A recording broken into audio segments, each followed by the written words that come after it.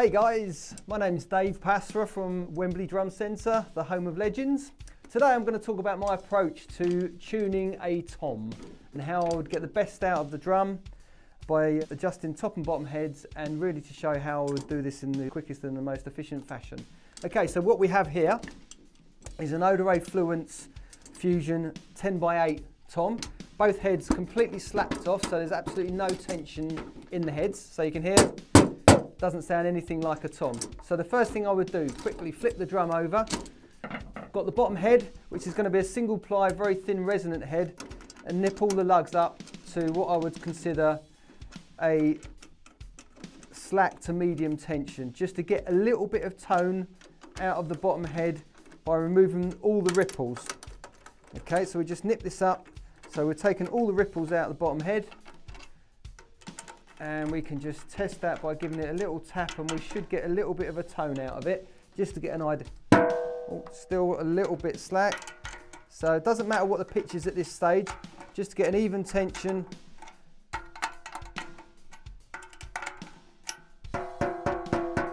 So we've got some tone coming out the head. As I say, it doesn't matter too much about the actual tone at the moment, just to get something out of it. Okay, so we go back to the top head.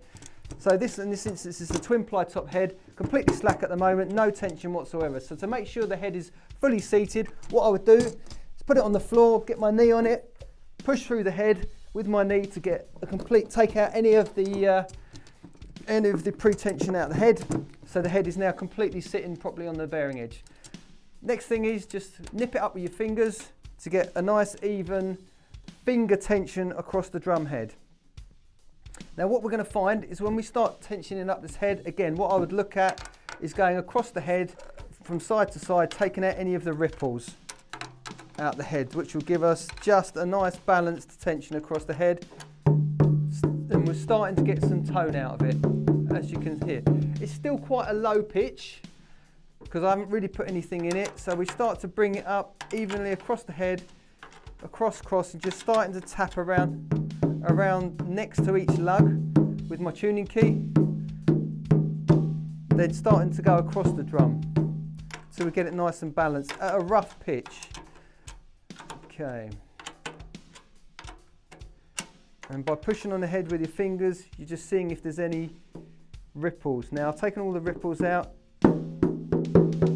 Now that's roughly where I'd want it. Now at the moment, we can hear as we hit the top head, the note starts relatively high and starts to bend down.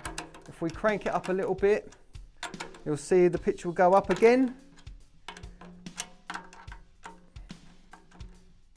Let's have a listen to that.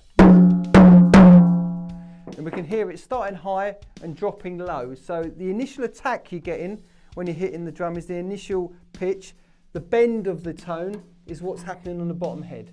So as the vibrations are running down the shell, the bottom head is ringing longer. And the reason it's ringing longer because it's a single ply resonant head. So the idea is that it will ring on. Obviously if we dampen the bottom head, or if we put a twin ply, it's not going to ring so much, and so you'll get a thicker sound.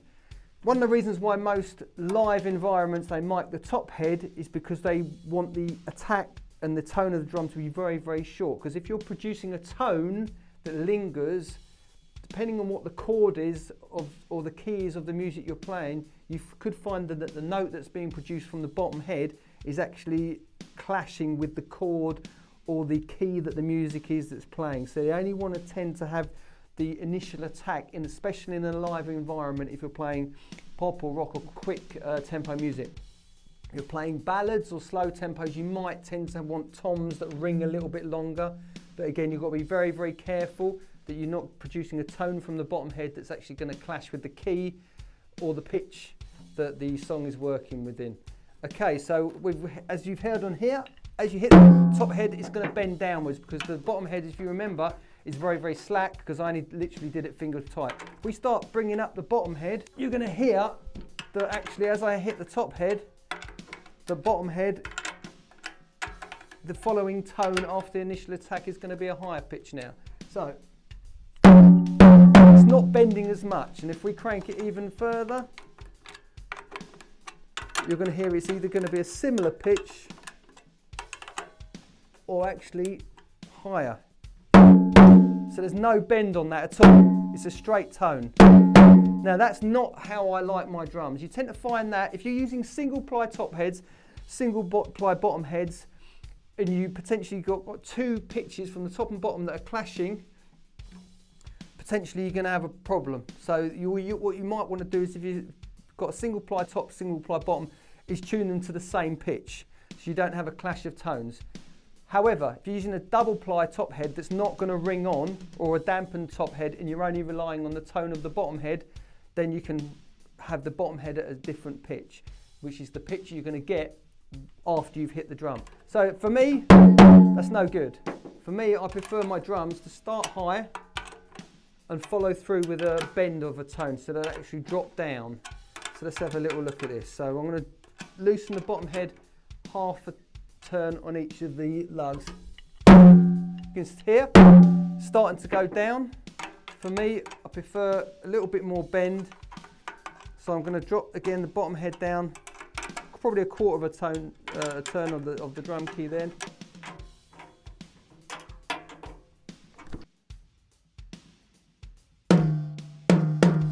Now for me, that's about where I would want my 10. You can hear you've got a higher pitched attack following through with a bend. You can hear that bend. For me, that's how I like my toms. I'm not saying it's right or wrong, but personally, if you've got a twin ply top head, the single ply bottom head, it's the single ply bottom head that you're going to hear as the follow-on tone. So if you want to have that bend, you're going to have to tune your bottom head a bit lower. So it starts high, bends down, goes lower. If you're using single ply top and bottom, you really need to be looking at tuning them similar pitch, top and bottom, so you've got the same ring on resonant tone after you've hit the drum. If you've got a different tone on the top and bottom and single ply heads, you're going to get that clash, and that's where you sometimes get those overtones, and then all that happens, you end up gaffering or dampening the top head and effectively making it into a twin ply head. So really quick way is to do it this way, single ply on the bottom, allow that to control your note as you follow on after hitting the drum. Top head's going to give you the initial attack. So there you go, nice sounding 10/8. So there you go guys, thanks for watching. Ensure you follow us on all our social media links for more tips and tricks and insider info from your favourite drum store at Wembley Music Centre, the home of legends. Cheers.